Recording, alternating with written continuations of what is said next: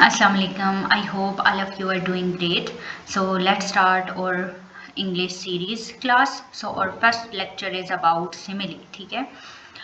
A simile is a figure of speech जो कि direct comparison करता है दो चीज़ों के दरमियान जो कि वैसे देखी जाएं तो वो डिफरेंट होती हैं, लेकिन उनको एक चीज़ को दूसरी चीज़ के साथ कंपेयर कर रहा होता है. ठीक है. अब यहाँ पे हमारे पास अगर पर्पस देखा जाए सिमिली का तो वो क्या है कि ये क्रिएट कर देता है एक विविड इमेज जो कि सिंप्लीफाई कर देती है आइडियाज़ को और रीडर इजीली उसको अंडरस्टैंड कर सकता है, क्योंकि they help the reader visualize और feel a concept by relating it to something familiar.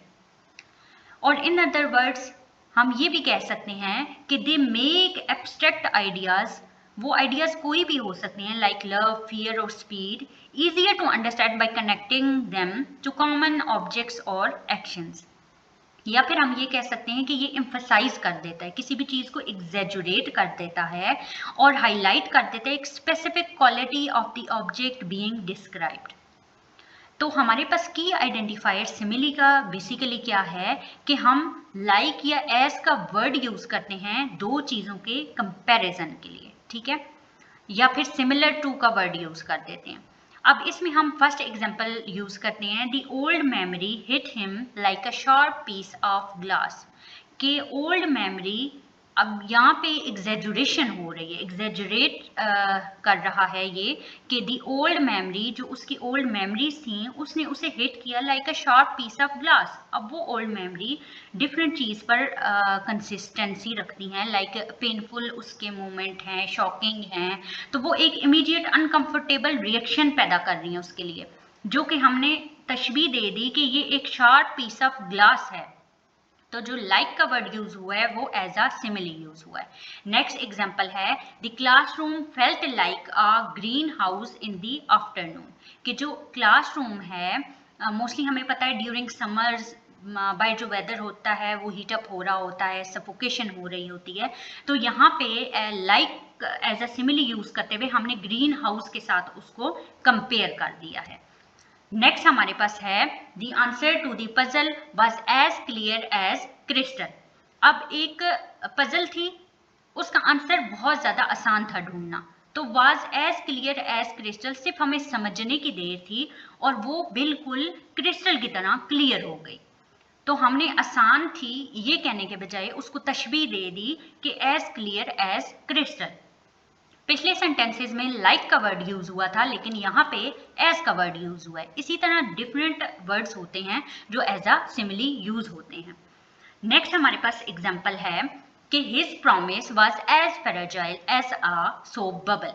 अब एक बंदा है, उसका प्रॉमिस मतलब वो अपने जो प्रॉमिस है वो इजीली ब्रेक कर देता है, या उसके जो सोप बबल हमारे पास डिसअपीयर हो जाता है एकदम से.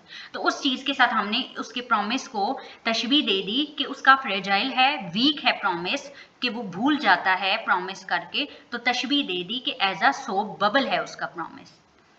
आई hope now it's clear to you. Next हमारे पास है मेटाफॉर. वैसे तो सिमिली वर्ड जो हमने पीछे पढ़े हैं वो डिफरेंट हैं, लाइक हम एज इफ ये भी सिमिली यूज कर सकते हैं, एज दो ये भी सिमिली यूज कर सकते हैं, appears to be, seems like, recalls, reminds one of. तो ये सारी चीजें हमारे पास डिफरेंट वर्ड्स हैं जो एज अ सिमिली यूज होते हैं. नेक्स्ट टर्म है मेटाफॉर. तो बेसिकली मेटाफॉर एक ऐसा फिगर ऑफ स्पीच है जो डायरेक्टली कंपेयर करता है टू अनलाइक थिंग्स को by stating that one thing is another. But यहाँ पे हमारे पास जो वर्ड्स हैं लाइक, एज, ये यूज नहीं होते. ठीक है.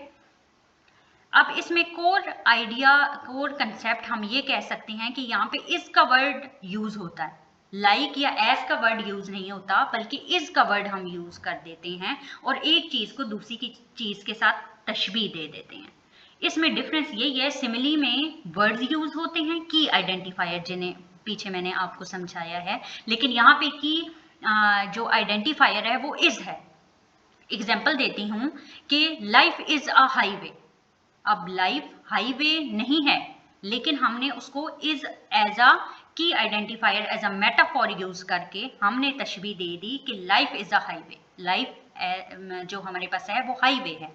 अब यहाँ पे दो कंपोनेंट होते हैं मेटाफॉर के बेसिकली, पहला तो टेनर और दूसरा हमारे पास दी एक्चुअल सब्जेक्ट, ठीक है, एक ऐसा एक्चुअल सब्जेक्ट या फिर आइडिया जो कि डिस्कस किया जा रहा है, जैसे कि जिंदगी, और दूसरी चीज हाईवे एक इमेजिनेशन, एक इमेज, एक कंसेप्ट क्रिएट करना which are use to describe the subject, ठीक है। Life is a highway. Next अब इसकी एग्जांपल फर्दर करते हैं तो आपको क्लियर हो जाएगा। The world is a stage, ये एक फेमस शेक्सपियर का क्वेट है कि दुनिया एक थिएटर स्टेज की तरह है। अब हमारे पास जो दुनिया है वो थिएटर स्टेज के साथ हमने उसको तशबीह दे दी कि ह्यूमन लाइफ बिल्कुल एक प्ले की तरह है, जहाँ पे मुख्तलिफ लोग अपने मुख्तलिफ किरदार अदा कर रहे हैं। यहाँ पे जो key identifier as a metaphor use हुआ है वो इज यूज हुआ है, the world is a stage. यहाँ पे कोई भी सिमिली वर्ड नहीं आया, लाइक का वर्ड यूज नहीं किया, एज का वर्ड यूज नहीं किया, सिमिलर का वर्ड यूज नहीं किया हमने।